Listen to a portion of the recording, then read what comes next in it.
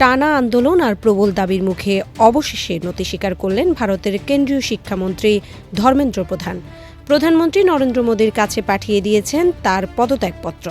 শনিবার সামাজিক যোগাযোগ মাধ্যম এক্সে এক পোস্টের মাধ্যমে তিনি নিজেই এই সিদ্ধান্তের কথা জানান।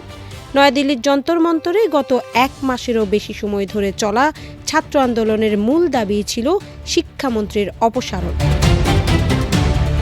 কেন্দ্রীয় সরকারের সাথে ককরোচ জনতা পার্টির তৃতীয় দফার বৈঠকের ঠিক মাত্র কয়েক ঘণ্টা আগেই এলো এই পদত্যাগের ঘোষণা। প্রশ্নপত্র ফাঁস ও পরীক্ষা অনিয়মের অভিযোগে ক্ষুব্ধ শিক্ষার্থীদের দাবির মুখে শেষ পর্যন্ত পিছু হটতে বাধ্য হল সরকার।